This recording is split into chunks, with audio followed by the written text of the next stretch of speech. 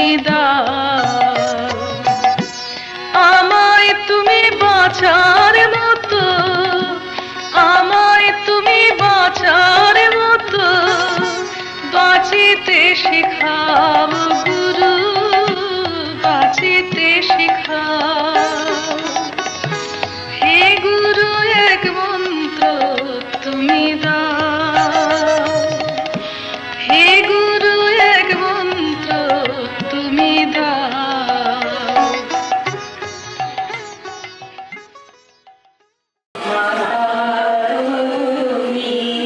পিতা তুমি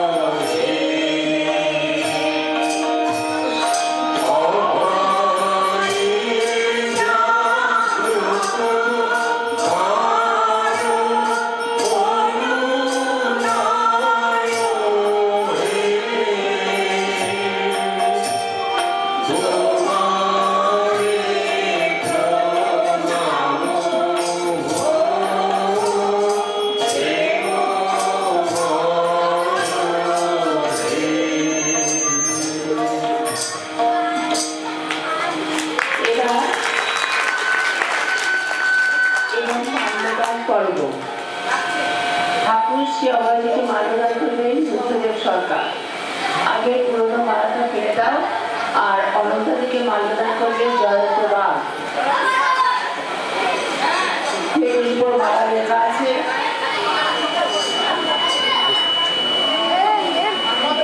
পুরোনো মালাটা ফেলে দিয়ে জয়ন্ত স্টেজে থাকো। জয়ন্তের বা অনন্তা দিকে ঠাকুরকে দেবে বুদ্ধদেব সরকার, ঠাকুরকে দেবে বুদ্ধদেব সরকার।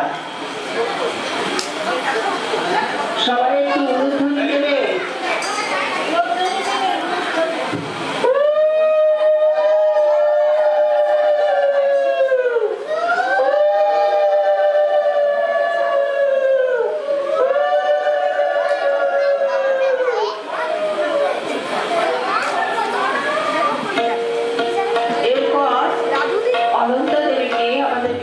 প্রতিষ্ঠাত্রী তাকে মাল্যদান করছে জয়ন্ত বাঘ।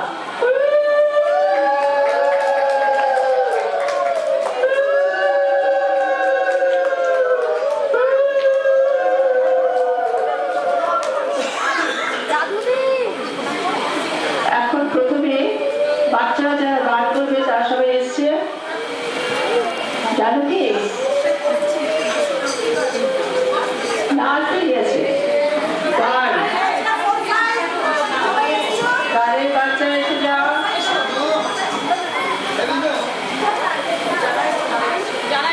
এই জয়ন্ত দিয়েছ মালা, পুরোনো মালাটা দিয়েছ, পুরোনো মালা দেখতে নামিয়ে দাও।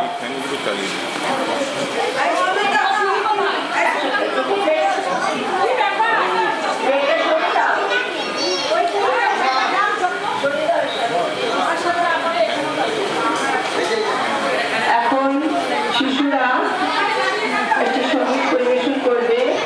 অংশগ্রহণে আয়ুষী,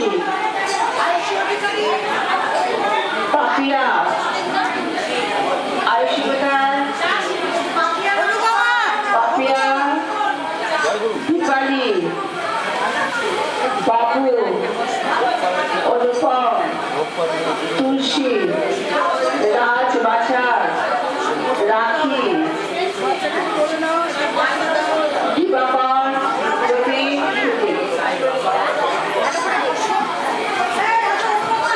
কৃষ্ণা, বাচ্চাদের ভালো করে সাজিয়ে নাও, তারপরে মাইক সেট করে দেবে। কৃষ্ণা, বাচ্চাদের ঠিক করে সেট করাও। অভয়রা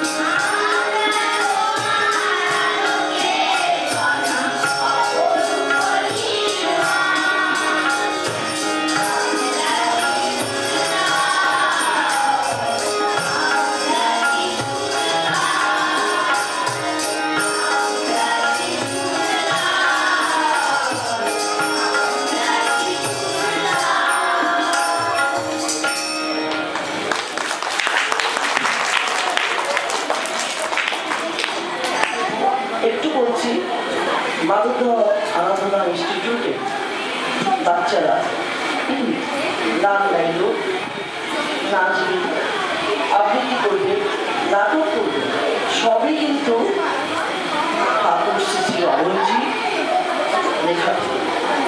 এখানে যে সমস্ত প্রোগ্রাম হবে সমস্তই ঠাকুরের লেখা, গান, কবিতা, নাটক, আবৃত্তি সমস্ত।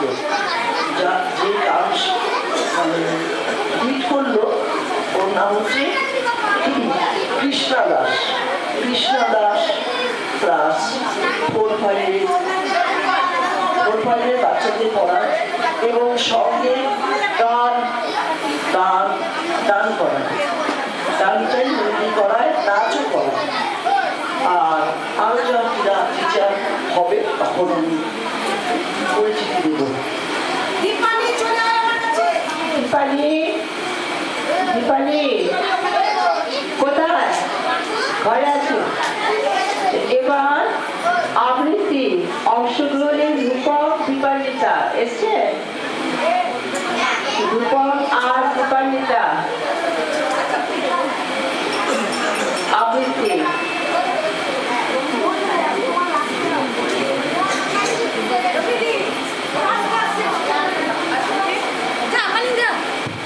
আচ্ছা, আমাদের অনেক বড় শিল্পী, বয়স্ক শিল্পী হচ্ছেন শুভদীপ বাগ। সে সুদূর করিমপুর থেকে সে এসেছে, তাকে মঞ্চে আহ্বান করছি। তিনি আসুন, শ্রী অভয়জির একটি কবিতা তিনি আবৃত্তি করবেন।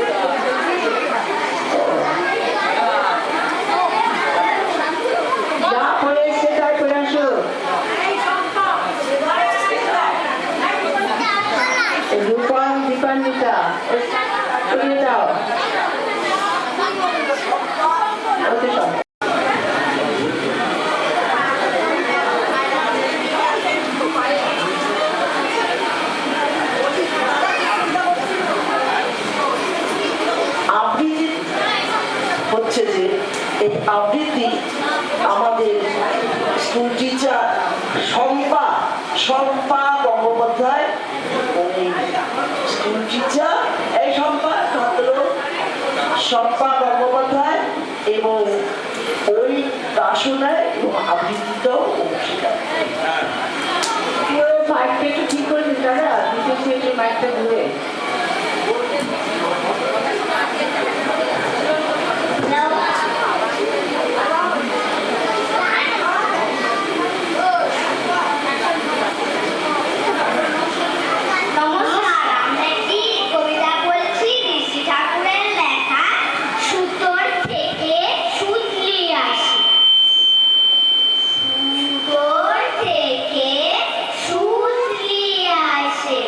সুতলি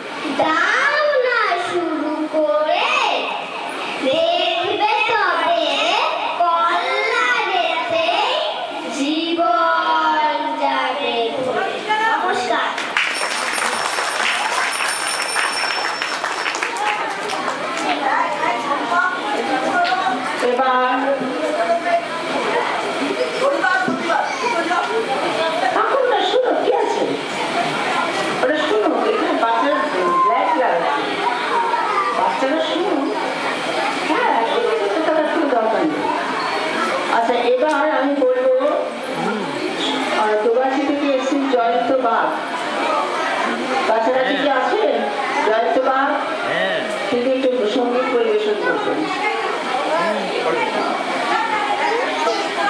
সঙ্গে তবলা সঙ্গতে শ্রী স্বপন দাস। গুরু ভাই, গুরু বোন ও যারা উপস্থিত আছেন তাদেরকে আমার আন্তরিক শ্রদ্ধা ও ভালোবাসা জানিয়ে ঠাকুর শ্রী শ্রী অভয়জিকে আমার সশ্রদ্ধ প্রণাম, অনন্তাদিকে আমার সশ্রদ্ধ প্রণাম। আমি একটি গান পরিবেশন করছি।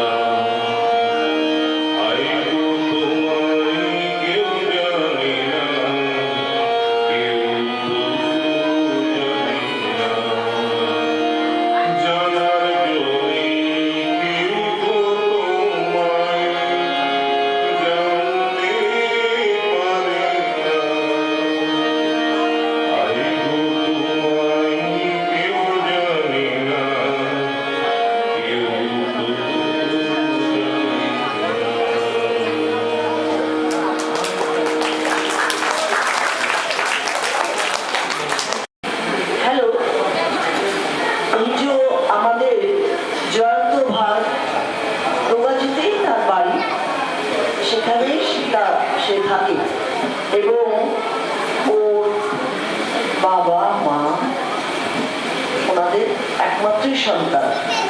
মাও খুব ভালো গাইতেন, খুব ভালো গাইতেন। আমাদের সুজাতা ভীষণ ভালো গাইতেন। এরা তো গানের জগতেরই মানুষ। যতীন্দ্রমোহন বাগচি নিশ্চয়ই আপনারা জেনে থাকবেন। ওই যখন ওর ওখানে গিয়েছিলাম দেখেছিলাম সেই গাছটা সুতাদি, আমরা সুতাদি বলেই ডাকতাম, দেখিয়েছিলেন ওই গাছটা। তাহলে তো আমাদের এই জয়ন্ত ভাই ভালো গাইবে, খুব ভালো গাইবে।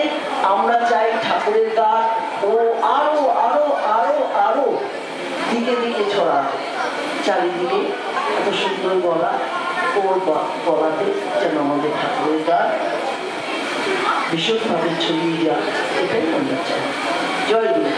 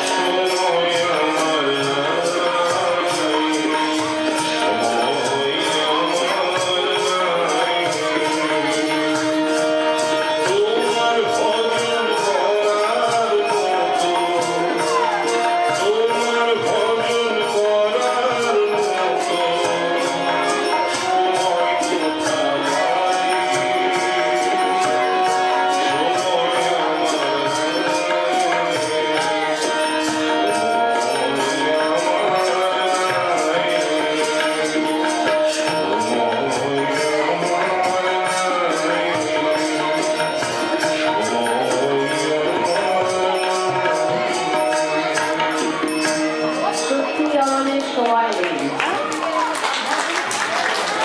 সবকিছু করার সময় আছে, কিন্তু ঈশ্বরের স্মরণ করবার আমাদের সময় নেই। অনেক তখন অজুহাত,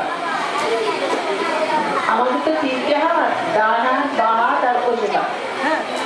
সকলেই এই একটা অবস্থা, সময় আমার নাই, সব ছুটছে, কিন্তু কোথায় ছুটছে কেউ জানি না, কেউ জানে না। এখন একটি নৃত্য পরিবেশন করছে আমাদের বিদ্যালয়ের শিশুরা, সেটি হচ্ছে আমার কৃষ্ণ গোপাল দেব। কৃষ্ণা তুমি সব তোমার স্টুডেন্ট দিয়ে চলে এসো এবং সেই রবীন্দ্র বাকি আর ভোলা এসছে, কোমল এসছে, তোমরা মিলে টেবিল হারমোনিয়াম সরিয়ে দাও, যাও সরিয়ে দাও।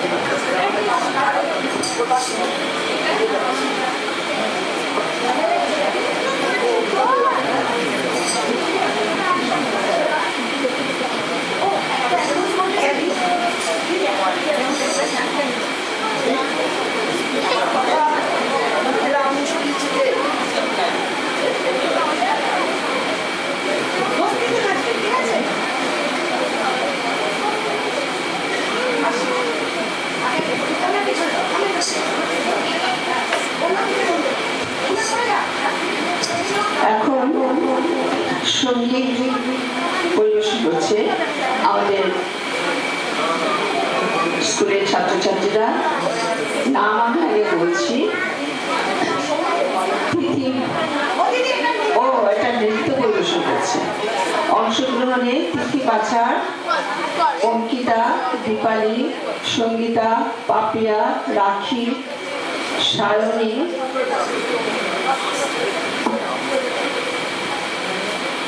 আর যে গোপাল, তার নাম অঙ্কিতা, আমাদের বিদ্যালয়ে সবচেয়ে ছোট্ট শিক্ষার্থী, সে গোপালের অভিনয় করছে।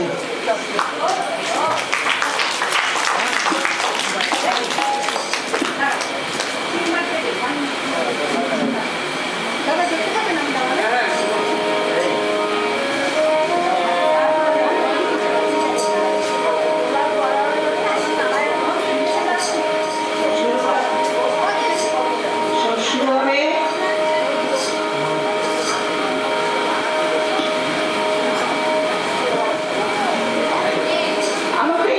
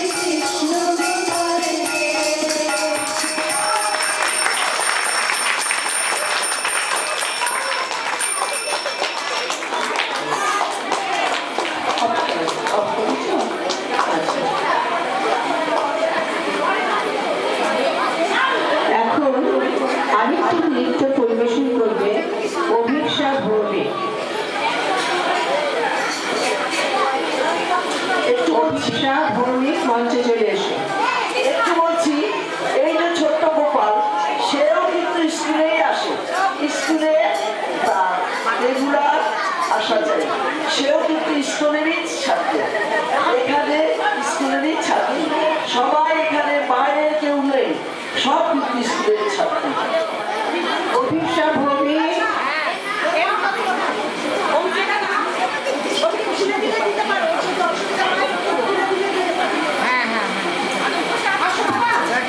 পার করে দিয়ে ঠিক মতো বলো।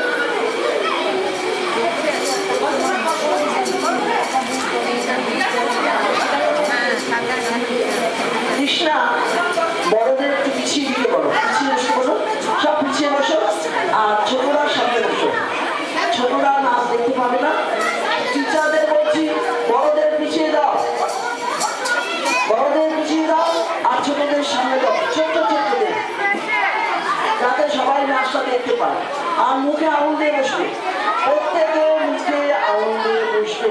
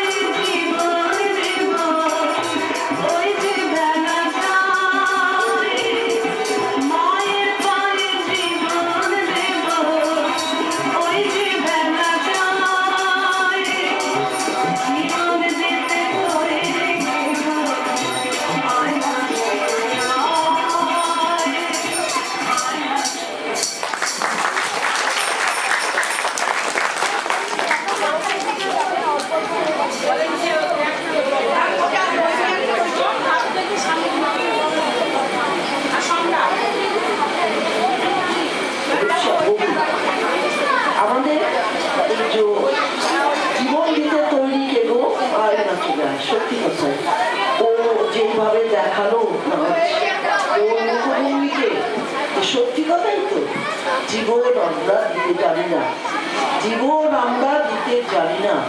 এত সুন্দরভাবে ওটাকে গানটাকে ফুটিয়ে তুলেছে, ওর ভাবের মধ্যে দিয়ে, ওর নাচের মধ্যে দিয়ে ও ফুটিয়ে চলেছে। এবার ও যে অভিষা চৌধুরী, ও কিন্তু অভিষা ভৌমিক, ও কিন্তু শিশু আশ্রমের দীক্ষিত।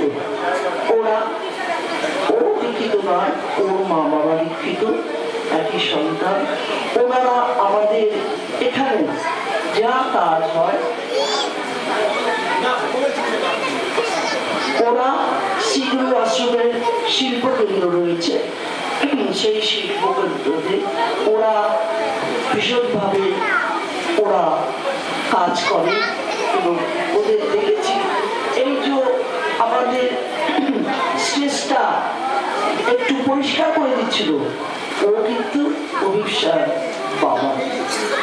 এই হচ্ছে ওদের পরিচয়।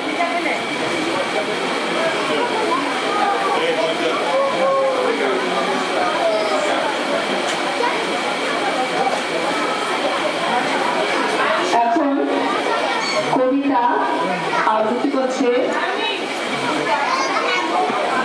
আরাধনা জগৎখানি, আয়ুষী বাবু তিথি, আয়ুষী বাবু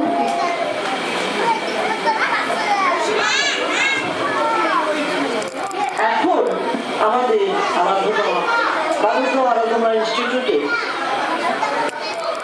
ছাত্রছাত্রী একটি আবৃত্তি খুশি হবে।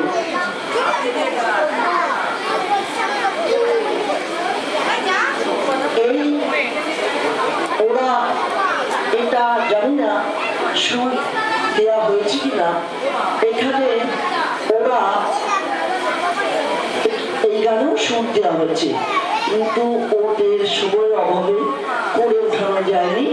ওরা আবৃত্তির ঢঙে ওরা কিন্তু এই গানটিকে ফুটিয়ে তুলবে।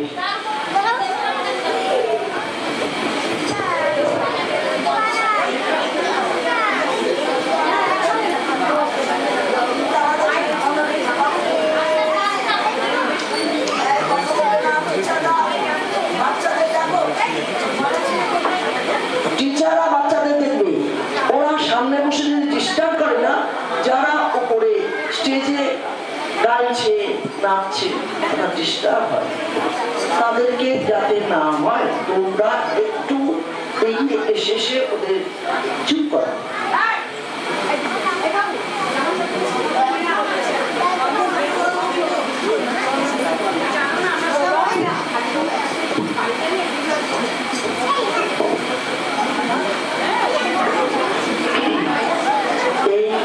গানগুলো আবৃত্তির ছলে শিখিয়েছে কিন্তু কৃষ্ণ দাস।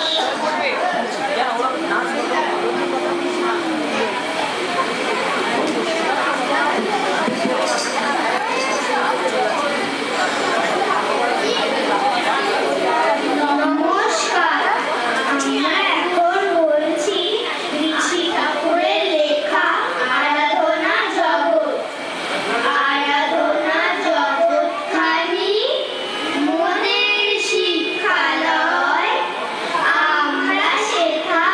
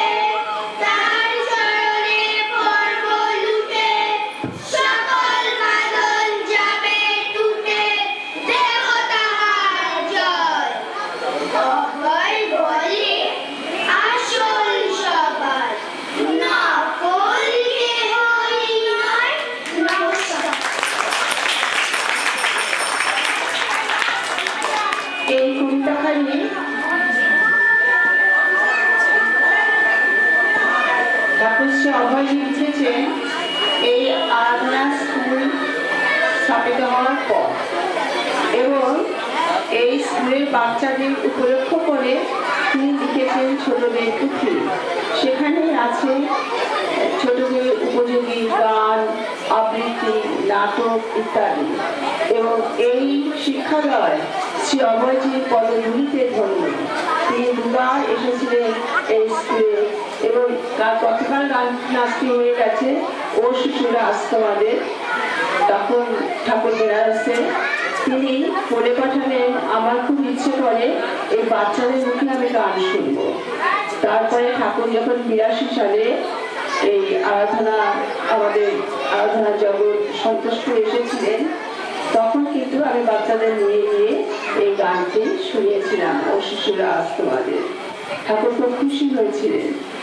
তাই ভাবছি যে ঠাকুর আজ দেহে থাকলে নিশ্চয় নিজের চোখে সব দেখলে পরে খুবই আনন্দ পেতেন।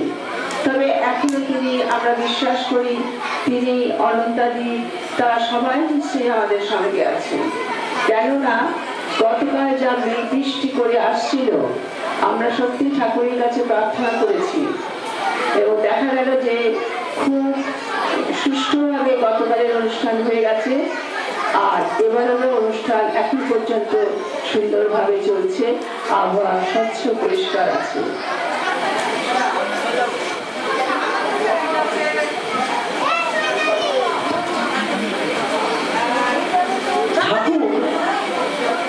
ঠাকুর শ্রী অভয়জি এই বাচ্চাদের উদ্দেশ্যে ছোটদের প্রতি আলোকিত তাদের বলল, এটা আরাধনা জগতে বসে ঠাকুর লিখেছেন।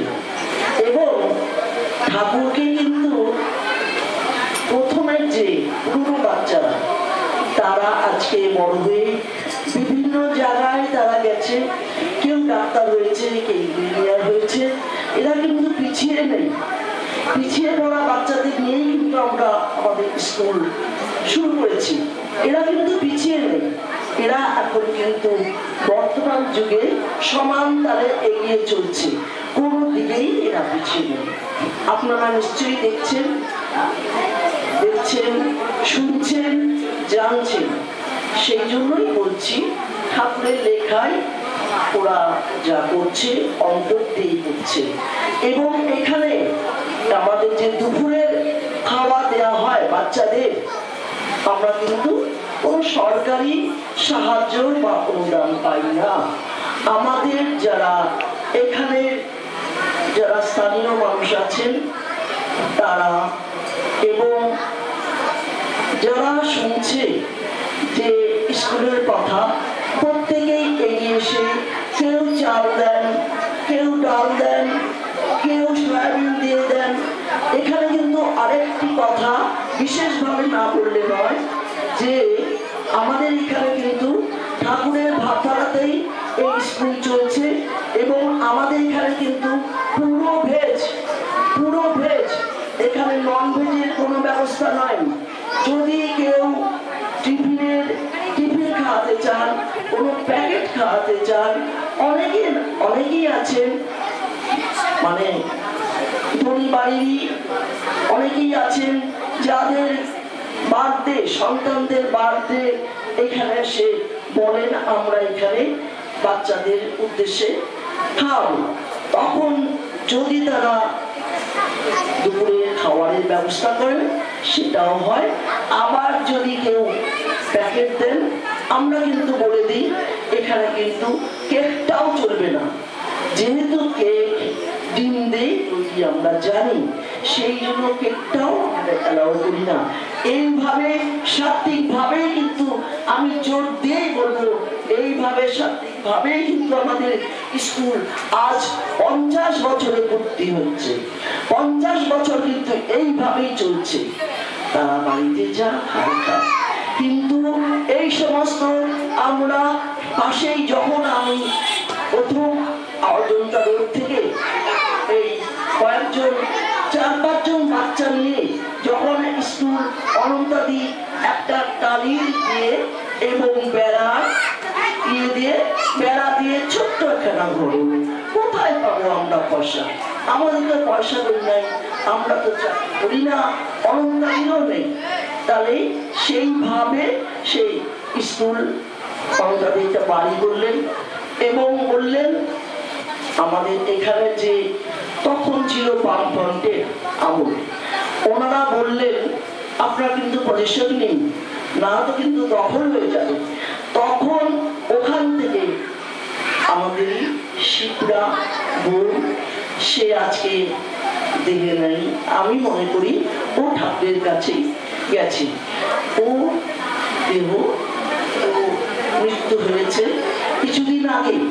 ওখান থেকে ও আর আমি 5 মাইল আসা যাওয়া খালপাড় ধরে, তখন না ছিল বাইপাস, না ছিল মেট্রো স্টেশন, না এরকম জনবহুল জায়গা।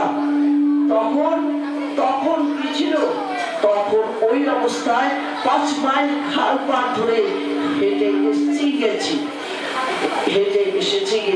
একটু স্কুলের ইতিহাস না জানলে আপনারা কেউ জানবেন না। তারপর আমরা এখানে এসে ওইভাবে হাওয়াতে, ফাঁকা জায়গা, চারিদিকে বাড়িঘর নেই, কিছু নেই, হাওয়াতে এই চৈত্র বৈশাখ মাসের হাওয়াতে বেড়া উড়ে চলে গেল, শুধু টালির চালটা। সেই অবস্থায় বৃষ্টি, বাচ্চাদের বললাম জায়গাটা আছে, আমরা বাচ্চাদের বললাম, আমি বললাম তোমরা ছাতা মাথায় দিয়ে বসো। আমিও ছাতা মাথায় দিয়ে বসলাম এবং ওইভাবে কিন্তু ওদেরকে পড়াশোনা করাতে লাগলাম। এই খালপাড়, এই যে দেখছেন মেট্রো স্টেশনের এইদিকে একটা ক্যানেল, এই খালপাড়ে কিন্তু প্রচুর বস্তি ছিল। সেইখানে গিয়ে প্রত্যেকটি বাড়িতে গিয়ে তাদের বলেছি তোমাদের বাচ্চাদের পাঠাও, এখানে পড়াশোনা হবে। ওদের পড়াতে তখন আমার প্রায় 200 বাচ্চার কাছাকাছি, আমি জায়গা দিতে পারিনি। এই স্কুল মাঠে তখন কি ছিল? বড় বড় ঘাস, সেখানে বসেই ওদের না ছিল চেয়ার, না ছিল টেবিল, কিচ্ছু ছিল না। ওদের বলতাম বস্তা নিয়ে আসবে বাড়ি থেকে, সেই বস্তা বানিয়ে আসতো। আমরা সেখানে ওদের বসিয়ে ওদের পড়াশোনা করেছি কিনা এরা এগিয়ে আসুক, এরা একটু জানুক, এরা একটু বুঝুক। চেয়েছি ঠাকুরের আশীর্বাদ না থাকলে এইভাবে হয় না। অনেক ভাবে আমাদের ঘাত প্রতিঘাত অনেক আমাদের সহ্য করতে হয়েছে। অনেক কথা বলার মাধ্যমে জলে ভর্তি হয়ে গেছে চারিদিকে। তখন ধান জমি, জল আর জল। বাচ্চারা একটু বলছি, বাচ্চারা বই মাথায় নিয়ে প্যান্ট খুলে জামাটাকে তুলে ওই জল ভেঙে জমির উপর দিয়ে তারা আসতো।